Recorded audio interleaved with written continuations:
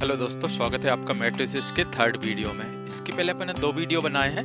यदि आपने वो वीडियो नहीं देखे तो यहाँ पे जो आई आइकॉन दिख रहा है, यहाँ पे मैंने उनके लिंक दिए हुए हैं, यहाँ से वो वीडियो देख सकते हैं। तो आज हम लोग सीखने वाले हैं वेरियस टाइप ऑफ मैट्रिसेस। जो मैट्रिसेस सीखे हैं उसके काफी प्रकार के टाइप होते हैं। तो टोटल आज अपन 10 प्रकार के टाइप देखने वाले हैं। एकदम सिंपल है, इनका अपन पूरी डेफिनेशन समझेंगे एंड ये होते क्या है एंड इनका एक एक एग्जांपल लेके अपन समझेंगे। तो टोटल अपने पास कितने 10 है। सबसे पहले रो मैट्रिक्स है, जैसे नाम से ही आपको समझ में आएगा। सेकंड नंबर का column matrix, zero, square, diagonal matrix and scalar, unit, comparable मतलब कंपेयर करने के लिए एटलीस्ट यहाँ पे अपने को 2 चाहिए रहेंगे एंड इक्वल मैट्रिक्स। चलिए स्टार्ट करते हैं। सबसे पहले रो मैट्रिक्स है, तो सबसे पहले अपन समझते हैं रो मैट्रिक्स। तो आपको याद होगा अपन ने जो पहले सीखा हुआ मैट्रिक्स को इस तरह से रिप्रेजेंट करते हैं, इसको कैपिटल लेटर से रिप्रेजेंट करते हैं एंड यहाँ पे m इंटू n से रिप्रेजेंट करते हैं, जहाँ पे m क्या रहती है इसकी रो एंड n इसके कॉलम। एंड ये जो इस तरह से रहते हैं ये कहलाती है अपनी रो एंड ये मेरे कहलाते हैं कॉलम। तो अभी क्या बोल रहा है रो मैट्रिक्स। तो a matrix having only one row is known as a row matrix. क्या बोल रहा है, सिर्फ अपने पास एक रो होनी चाहिए। मतलब मेरे पास क्या है, जो ये है, ये जो रो है वो सिंगल रो रहेगी। इस तरह से कोई भी हो सकता है एंड यहाँ पे कोई भी वैल्यू हो सकती है 1 2 3 6। तो ये कॉलम कितने भी हो सकते हैं, लेकिन जो मेरी रो है वो क्या रहेगी, मेरी सिंगल रो रहेगी। तो ये वाला मैट्रिक्स मेरा क्या हो गया है 1 क्रॉस 4 का। मतलब मेरे पास जो रो है ये हमेशा सिंगल रहेगी इस वाले में, जिसमें रो मैट्रिक्स रहेगा। रो मैट्रिक्स की खासियत क्या रहेगी, जो पहला वाला जो एलिमेंट है, ये वाला जो वैल्यू है ये हमेशा 1 रहेगा एंड रिमेनिंग आपका 2 3 4 हो सकता है। एक और एग्जांपल लें, यदि मेरे पास एक है b इक्वल टू, ये जो कैपिटल लेटर्स रिप्रेजेंट करते हैं, यहाँ पे मैं बोलता हूँ कोई भी नंबर 2, यहाँ पे स्क्वायर रूट ऑफ 5, यहाँ पे 9 और एक और ले लेते हैं अपन 0। तो ये मेरा क्या हो गया है 1 क्रॉस 4 का मैट्रिक्स, जहाँ पे मेरी रो कितनी है 1 है, लेकिन मेरे पास कॉलम 1 से ज्यादा है। एक भी हो सकता है ये इस तरह से, भी 2 हो सकते हैं इस तरह से, या 3 हो सकते हैं। तो मेरी लेकिन हमेशा इस कंडीशन पे रो मेरा एक ही रहेगा। तो ये मेरा कहलाता है रो मैट्रिक्स। हमेशा याद रखिएगा, ये क्वेश्चन में आएगा, आपको काफी सारे इस तरह से मैट्रिक्स दे सकते हैं, कुछ इस तरह से देंगे 1 2 3 अलग रहेगा इस तरह से एंड आपको पूछ सकते हैं कि इसमें से रो मैट्रिक्स कौन सा है। तो आपका इस तरह का जो मैट्रिक्स रहेगा वो आपका रो मैट्रिक्स कहलाएगा। इसी का जैसा अपोजिट कॉलम मैट्रिक्स। अभी इसमें देखिए आपको नाम से ही मालूम चल रहा है कि इसमें आपका क्या है कि मेरा रो मल्टीपल हो सकते हैं, लेकिन मेरा कॉलम एक ही रहेगा। तो ये क्या कहलाएगा, मेरा कॉलम मैट्रिक्स। तो डेफिनेशन देख लेते हैं। ये मैट्रिक्स हैविंग ओनली 1 कॉलम। कितना कॉलम होना चाहिए, 1 column is known as a column matrix. तो इसकी खासियत क्या रहेगी कि मेरा जो रो है वो मल्टीपल हो सकते हैं, लेकिन जो मेरे कॉलम रहेंगे, जो ऊपर से कॉलम रहेगा वो एक सिंगल रहेगा। यहाँ पे 2 4 6 इस तरह से रहेगा। तो इसको किस तरह से रिप्रेजेंट करेंगे कि मेरा पहला रो रहेंगे कितने हैं 3 एंड कॉलम 1। तो यहाँ पे जो लास्ट वाला, जैसे यहाँ पे पहला वाला वैल्यू 1 था, यहाँ पे ये लास्ट वाला वैल्यू हमेशा 1 आएगा, क्योंकि अपन काय की बात कर रहे हैं, कॉलम की। तो कॉलम मेरा एक ही रहेगा, यहाँ पे रो इंटू कॉलम होता था। एक और एग्जांपल ले लें, यदि मेरे को यहाँ पे कोई बोले a इक्वल टू 2 एंड 6, यहाँ पे देखिए एक से ज्यादा रो है एंड कॉलम मेरा एक ही है। तो ये मेरा कॉलम कहलाएगा ये वाला 2 इंटू 1 मैट्रिक्स, इसको बोलेंगे कॉलम मैट्रिक्स। थर्ड नंबर का देखेंगे 0। चलिए थर्ड नंबर का है अपना जीरो मैट्रिक्स।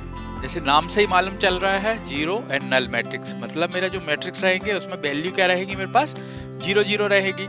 तो क्या है definition, a matrix each of whose element is 0, सारे एलिमेंट 0 हो, इज कॉल्ड जीरो मैट्रिक्स और नल मैट्रिक्स। तो एक एग्जांपल ले लें, क्या हो सकता है मेरा, ये 0 यहाँ पे 1 इंटू 1 का है। सेकंड नंबर पे क्या हो सकता है मेरा, यहाँ पे 0 0 का है 1 इंटू 2 का मैट्रिक्स है। थर्ड और क्या हो सकता है 0 0 क्या हुआ है मेरा 2 इंटू 1। सारे एलिमेंट देखिए 0 आ रहा है। यदि मेरा स्क्वायर में रहेगा तो 0 0 0 0 कितने का 2 इंटू 2 का मेरा नल मैट्रिक्स है, 0 मैट्रिक्स है। हो सकता है अलग भी कुछ भी रहेंगे, इस तरह से भी रह सकता है। सारे एलिमेंट इसके अंदर जो मैट्रिक्स रहेगा यहाँ पे 2 क्या है अपना 2 इंटू 3 का मैट्रिक्स। तो इस तरह से जितने भी मैट्रिक्स रहेंगे ये कहलाएंगे मेरे 0 नल मैट्रिक्स। खासियत क्या रहेगी इनसाइड जो मैट्रिक्स रहेंगे उसकी वैल्यू सबकी 0 रहेगी। तो ये सिंपल है मेरा क्या कहलाएगा मेरा 0 और नल मैट्रिक्स। फोर्थ नंबर का देखते हैं स्क्वायर मैट्रिक्स। ये देखिए इसका भी नाम से ही मालूम चल रहा है, मतलब इस मैट्रिक्स में अपन जो बात करने वाले हैं वो अपन काय की करने वाले हैं स्क्वायर मैट्रिक्स की करने वाले हैं। तो डेफिनेशन क्या बोल रही है a matrix having the same number of row and column called square matrix. कैसे कि मेरा यहाँ पे देखिए आपका स्क्वायर मैट्रिक्स कब बनेगा जब मेरे सेम नंबर के रो एंड कॉलम रहेंगे, जब ये स्क्वायर बनेगा। स्क्वायर में बड़ा भी बनाऊंगा मतलब मेरा इसकी लेंथ एंड इसकी लेंथ बराबर है, मतलब यहाँ पे मैं 3 यहाँ पे जा रहे हैं तो यहाँ पर भी 3 जाएंगे। तो इस तरह से जो बनेगा क्या बनेगा मेरा स्क्वायर बनेगा। तो जहाँ पे क्या रहेंगे जो ये वाला कंडीशन है m इंटू एन, यहाँ पे m क्या रहेगा n के बराबर रहेगा। तो क्या लिखेंगे n इंटू एन, मतलब मेरे रो एंड कॉलम दोनों सेम रहेंगे। यहाँ पे 3 है तो यहाँ पे 3 रहेगा, यहाँ पे 2 है तो 2 रहेगा। तो ये जो मैट्रिक्स कहलाता है स्क्वायर। तो a matrix in order n cross n is called a square matrix of order n और n रोड मैट्रिक्स। मतलब मेरे जो रहेंगे ये n है तो ये भी n रहेगा। यदि मेरा बड़ा भी लूंगा मैं 4 का भी लूंगा एनी नंबर, तो जो मेरा मैट्रिक्स रहेगा ये 4 का है तो ये भी 4 रहेगा। तो ये जो मेरा बनेगा जो स्क्वायर बनना चाहिए, तो मेरा ये क्या कहलाता है स्क्वायर मैट्रिक्स। अभी स्क्वायर के अलावा मेरा रेक्टेंगल रहेगा इस तरह से। तो रेक्टेंगल की क्या खासियत रहेगी जो m इंटू n है, यहाँ पे कि m n के बराबर नहीं रहेगा। यदि बराबर हो गया तो वो क्या हो जाएगा मेरा स्क्वायर मैट्रिक्स। यदि ये बराबर नहीं है तो वो क्या कहलाएगा रेक्टेंगुलर मैट्रिक्स। तो इस तरह से आपका रेक्टेंगल बन जाएगा। यहाँ पे यदि 2 है यहाँ पे 4 रहेंगे 2 इंटू 4, तो मेरा 2 4 के बराबर नहीं है, तो ये कहलाएगा मेरा रेक्टेंगुलर मैट्रिक्स। यदि बराबर हो गए मेरे 4 इंटू 4 तो वो क्या कहलाएगा मेरा स्क्वायर मैट्रिक्स। तो एकदम आसान है स्क्वायर और रेक्टेंगल में जो अपना शेप बनता है उसी के बेसिस पे अपन बोल रहे हैं कि मेरे ये बराबर है तो स्क्वायर है, यदि ये मेरे बराबर नहीं है यहाँ पे NNM तो मेरा ये क्या है रेक्टेंगल मैट्रिक्स। चलिए 5th नंबर का समझते हैं diagonal element of the matrix. ये देखिए नाम से ही समझ में आता है डायगोनल एलिमेंट। यदि कोई भी मेरा इस तरह का ये स्क्वायर रहेगा इस तरह का, तो जो एलिमेंट यहाँ पे रहेंगे ये क्या कहलाता है मेरा डायगोनल। मतलब इनके अंदर के जो भी एलिमेंट रहेंगे वो मेरे क्या कहलाएंगे डायगोनल एलिमेंट। अपन ने समझा हुआ है AINJ से यहाँ पे, तो इसका क्या वैल्यू रहेगी 1 1, यहाँ पे 2 2, यहाँ पे 3 3, यहाँ पे बढ़ते जाए तो ये 4 4, यहाँ पे n इंटू n। तो जो डायगोनल रहेगा ये वाली जो वैल्यू कहलाएंगी ये मेरी कहलाती है डायगोनल वैल्यू। तो यहाँ पे अपन समझते हैं कि लेट्स एक मेरा कोई भी एक मैट्रिक्स है काय का जहाँ पे INJ की वैल्यू है। यहाँ पे ये IJ है, अपन ने देखा है 1, यहाँ पे क्या होगा 1 2, यहाँ पे I स्थिर रहेगा ये बढ़ते जाएगा।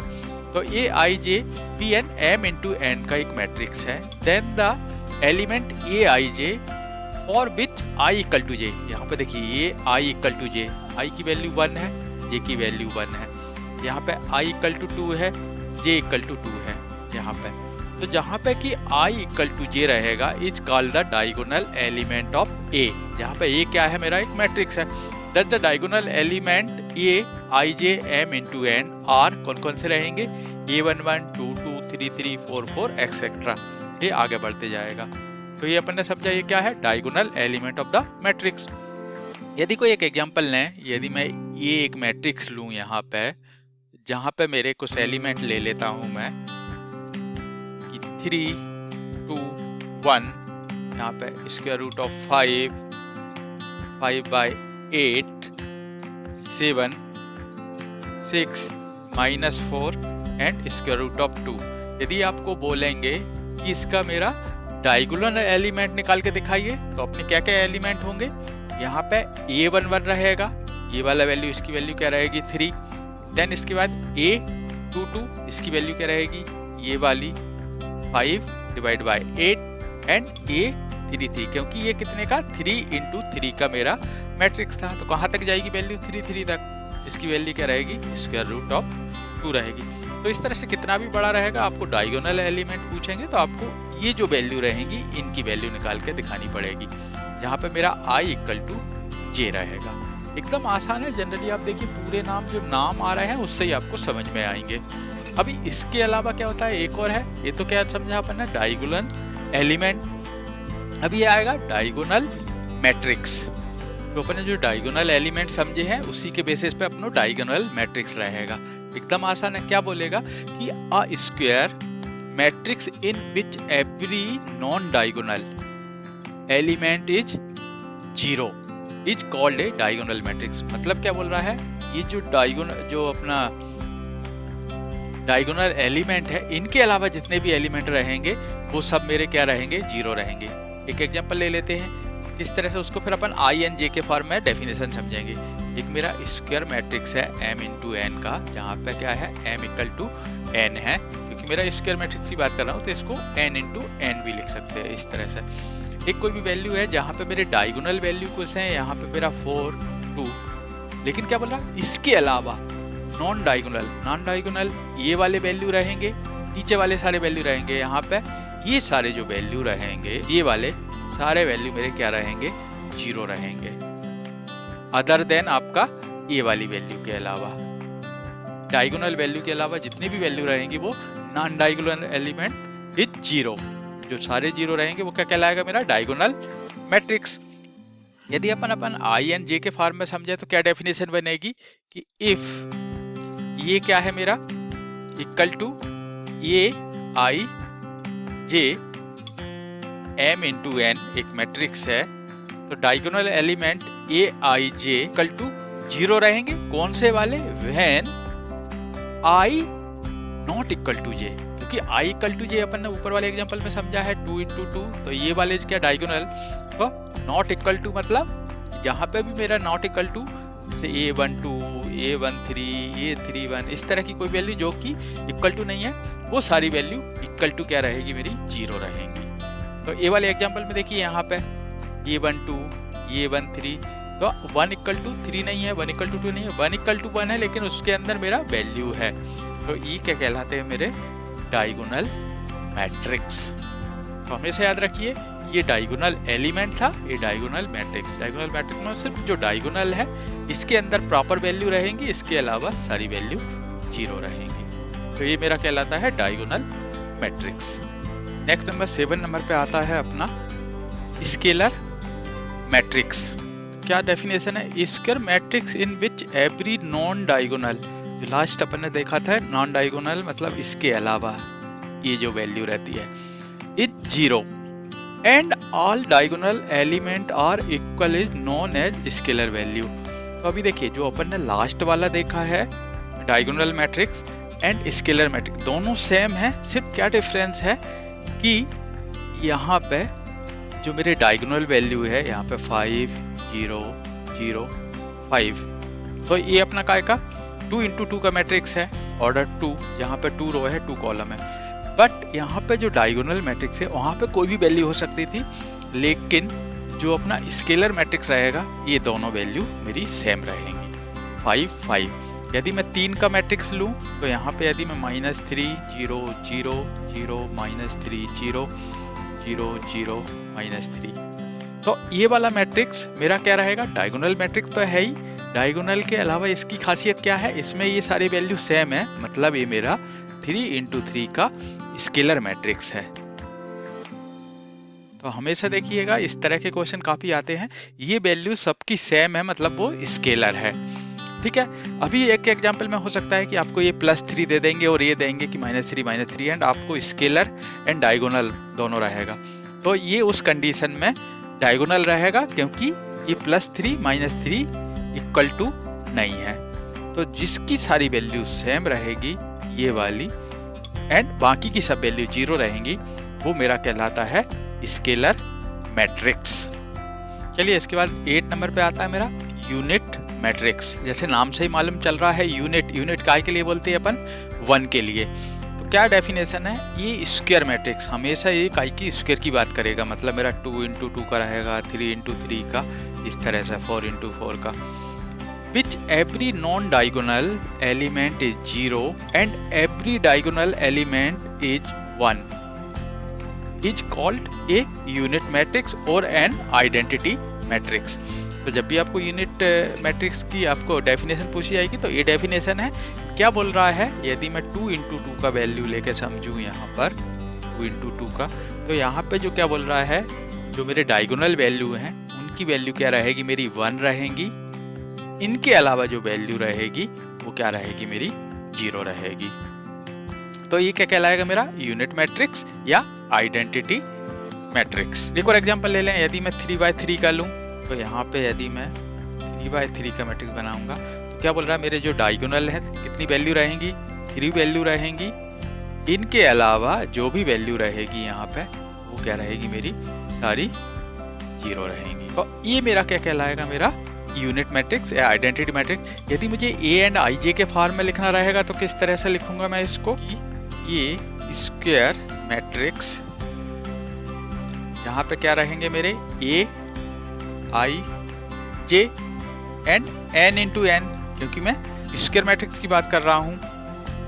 इज यूनिट मैट्रिक्स किस केस में रहेगा, जहां पे कि ए आई जे क्या कंडीशन रहेगी, 0 कब रहेगा, 0 मतलब जहां पे i and j equal to नहीं रहेगा, when i not equal to j. And 1 कब रहेगा, जहां पे कि मेरा आई इक्वल टू जे रहेगा। तो इस तरह से जो अपन ने ये समझ रहे हैं, इनको ए एंड आई जे के फॉर्म में लिख सकते हैं। तो A square matrix A I J N into N is unit matrix, जहां पे कि ए आई जे इक्वल टू क्या होगा, 0 कब रहेगा, जब ये वाली वैल्यू, जैसे यहाँ पे क्या है 1 2 नॉट इक्वल टू 2 है, 1 3 1 नॉट इक्वल टू 3 है, तो उस कंडीशन में क्या रहेगा 0। एंड जो डायगोनल एलिमेंट है 1, यहाँ पे क्या रहेगा, जहाँ पे कि मेरा a1 1 इक्वल टू 1 है, a2 2 2 इक्वल टू 2 है, उस कंडीशन पे 1 रहेगा जहाँ पे कि i इक्वल टू j रहेगा। तो ये क्या हो गया मेरा यूनिट मैट्रिक्स।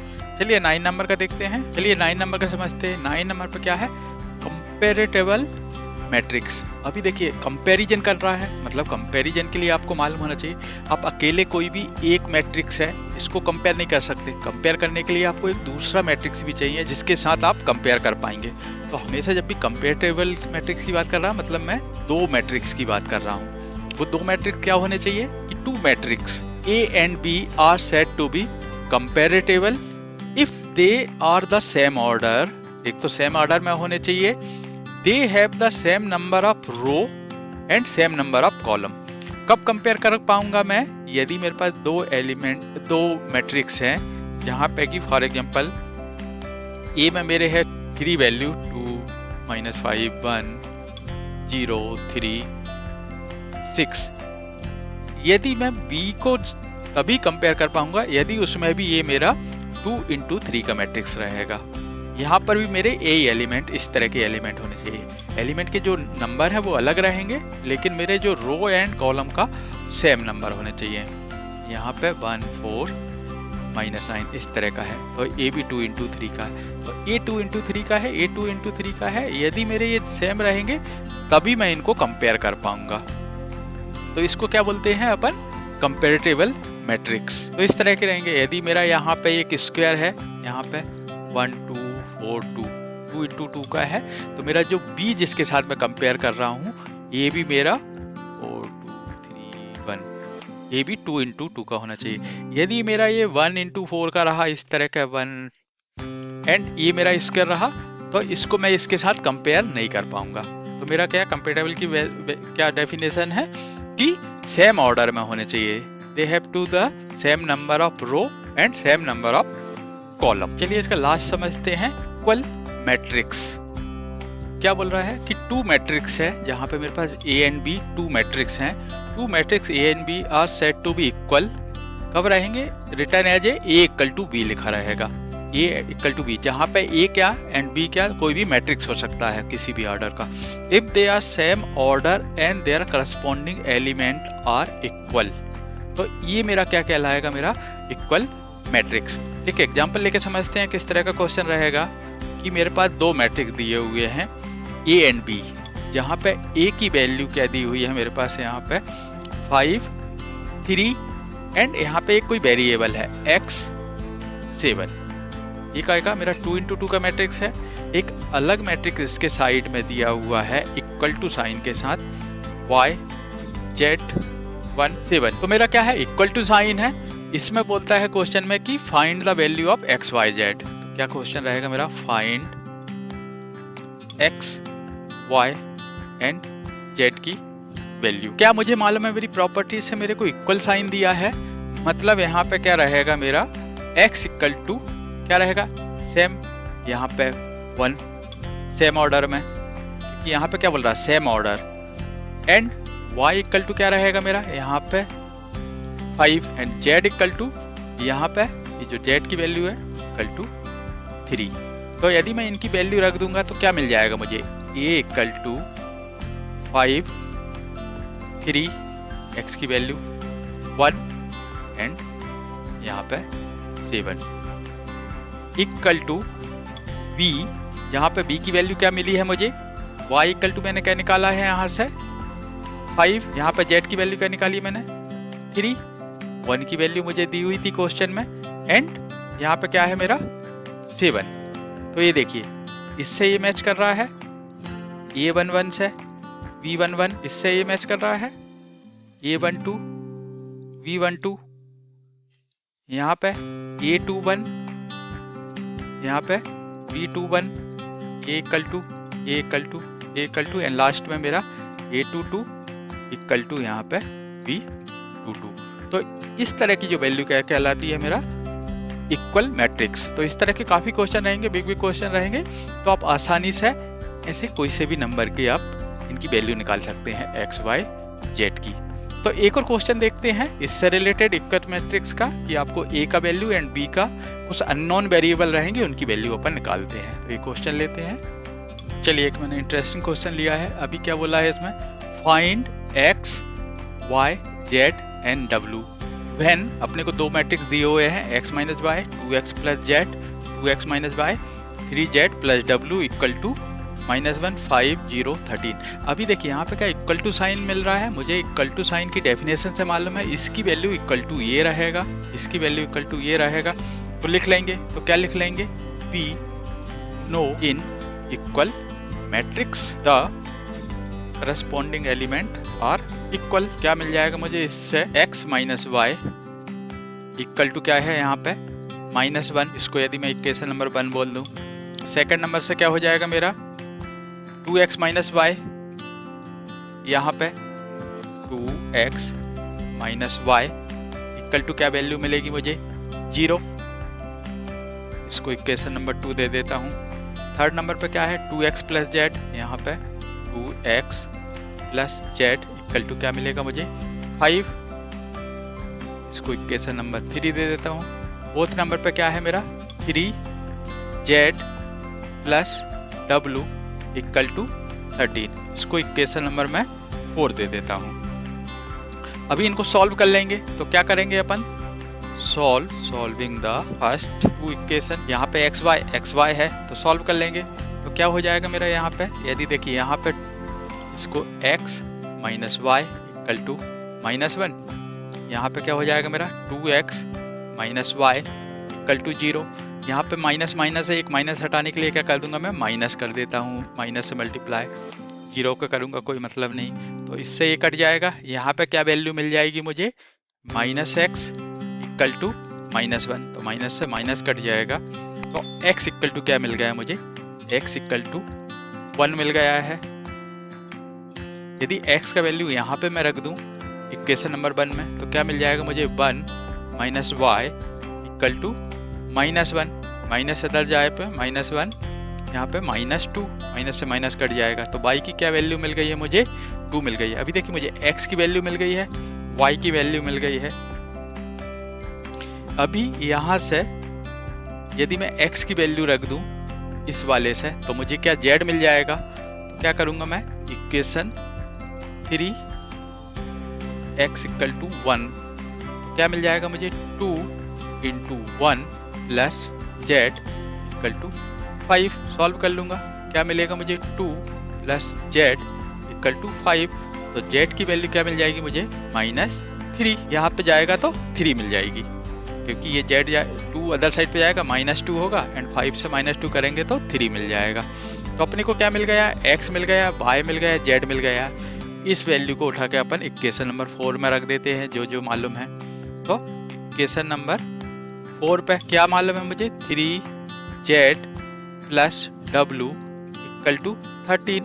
तो z की वैल्यू क्या निकली है मेरे पास, 3, रख दूंगा मैं। तो क्या मिल जाएगा मुझे, 3 × 3 + w = 13।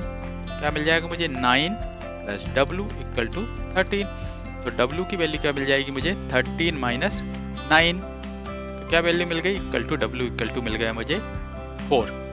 तो जो इक्वेशन में क्या पूछा गया था, यही पूछा गया था इनकी वैल्यू। तो मेरे पास मिल गई है x = 1, y = 2, z = 3 and w = 4। तो ये मेरा आंसर हो गया। तो इस तरह से कोई भी क्वेश्चन आएंगे, कितने से कितना कठिन रहेगा, सिर्फ आपको उसको इस तरह से सॉल्व करना है। इक्वेशन दिया मतलब इसकी वैल्यू इसके बराबर रहेगी, एंड एकदम आसान है। तो अपन जो नेक्स्ट वीडियो बनाएंगे, इससे काफ़ी सारे और कठिन वाले क्वेश्चन लेंगे एंड सॉल्व करेंगे। एंड इसका अपन देखेंगे इसके अलावा ऑपरेशन ऑन मैट्रिक्स। अभी क्या किया है अपने, सिर्फ इक्वेशन लिया है, इसके अलावा अपना प्लस रहेगा, माइनस, मल्टीप्लिकेशन, डिवीजन, इस तरह के सिंबल को कैसे यूज करेंगे वो अपन नेक्स्ट वीडियो में समझेंगे, ऑपरेशन ऑन मैट्रिक्स। तो अभी चलिए मिलते हैं नेक्स्ट वीडियो में। तो यदि आपको वीडियो पसंद आया हो तो सब्सक्राइब, शेयर एंड लाइक करना ना भूलें। Thank you, bye.